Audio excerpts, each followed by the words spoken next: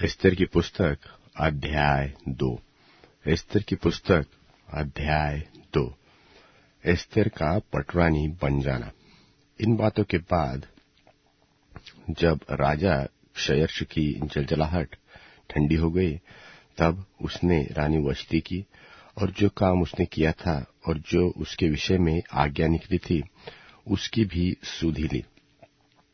तब राजा के सेवक जो उसके टहलुए थे कहने लगे, राजा के लिए सुंदर तथा युवती कुंवारियां ढूंढी जाए।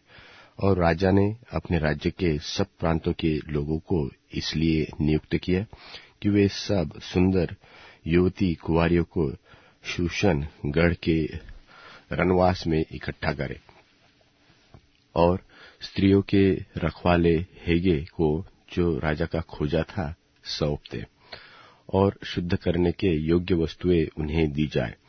तब उनमें से जो कुंवारी राजा की दृष्टि में उत्तम ठहरे वह रानी वश्ति के स्थान पर पटरानी बनाई जाएगी। यह बात राजा को पसंद आई और उसने ऐसा ही किया। शूशनगढ़ के मोर्दके नाम एक यहूदी रहता था, जो कीश नाम के एक बिन्यामीनी का परपोता, शीमी का पोता और याईर का पुत्र था। वह उन बंधुओं के साथ यरूशलेम से बंधुआई में गया था जिन्हें बाबेल का राजा नबूकदनेस्सर यहूदा के राजा यकोन्याह के संग बंधुआ करके ले गया था। उसने हदसा नाम अपनी चचेरी बहन को पाला पोसा था, जो एस्तर भी कहलाती थी, क्योंकि उसके माता पिता कोई न थे और वह लड़की सुंदर और रूपवती थी। और जब उसके माता पिता मर गए तब मोर्दकै ने उसको अपनी बेटी करके पाला। जब राजा की आज्ञा और नियम सुनाए गए और बहुत सी युवती स्त्रियां शूशनगढ़ में हेगे के अधिकार में इकट्ठी गई, तब एस्तर भी राजभवन में स्त्रियों के रखवाले हेगे के अधिकार में सौंपी गई और वह युवती स्त्री उसकी दृष्टि में अच्छी लगी और वह उससे प्रसन्न हुआ। तब उसने बिना विलंब उसे राजभवन में से शुद्ध करने की वस्तुएं और उसका भोजन और उसके लिए चुनी हुई 7 सहेलियां भी दी और उसको और उसकी सहेलियों को रनवास में सबसे अच्छा रहने का स्थान दिया।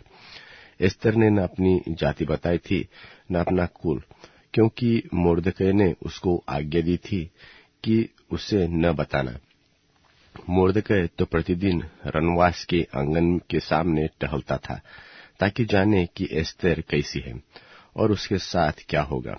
जब एक एक कन्या की बारी हुई कि वह क्षयर्ष राजा के पास जाए, और यह उस समय हुआ जब उसके साथ स्त्रियों के लिए ठहराए हुए नियम के अनुसार 12 माह तक व्यवहार किया गया था, अर्थात उनके शुद्ध करने के दिन इस रीति से बीत गए कि 6 माह तक गंधरस का तेल लगाया जाता था और 6 मास तक सुगंध द्रव्य और स्त्रियों के शुद्ध करने का और सामान लगाया जाता था। तब इस प्रकार से वह कन्या राजा के पास जाती थी कि जो कुछ वह चाहती थी कि रनवास के राजभवन में ले जाए वह उसको दिया जाता था। सांझ को तो वह जाती थी और बिहान को वह लौटकर रनवास के दूसरे घर में जाकर सहेलियों के रखवाले राजा के खोजे शासगज के अधिकार में हो जाती थी और राजा के पास फिर नहीं जाती थी। और यदि राजा उससे प्रसन्न हो जाता था तब वह नाम लेकर बुलाई जाती।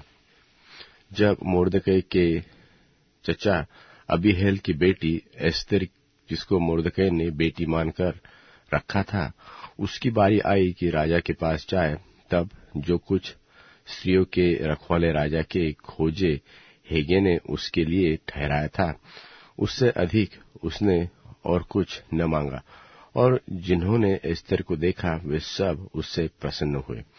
यो एस्तर राजभवन में राजा क्षयर्ष के पास उसके राज्य के 7वें वर्ष के तेबेत नाम 10वें महीने में पहुंचाई गई, और राजा ने एस्तर को और सब स्त्रियों से अधिक प्यार किया और सब कुंवारियों से अधिक उसके अनुग्रह और कृपा की दृष्टि उस पर हुई। इस कारण उसने उसके सिर पर राजमुकुट रखा और उसको वष्टी के स्थान पर रानी बनाया। तब राजा ने अपने सब हाकिमों और कर्मचारियों की बड़ी जयमार करके उसे एस्तेर की जयमार कहा और प्रांतों में छुट्टी दिलाई और अपनी उदारता के योग्य इनाम भी बांटे। जब कुंवारियां दूसरी बार इकट्ठी की गई, तब मोर्दकै राजभवन के फाटक में बैठा था और एस्तेर ने अपनी जाति और कुल का पता नहीं दिया था, क्योंकि मोर्दकै ने उसको ऐसी आज्ञा दी थी कि न बताए। और एस्तेर मोर्दकै की बात ऐसी मानती थी जैसे कि उसके यहाँ अपने पालन पोषण के समय मानती थी।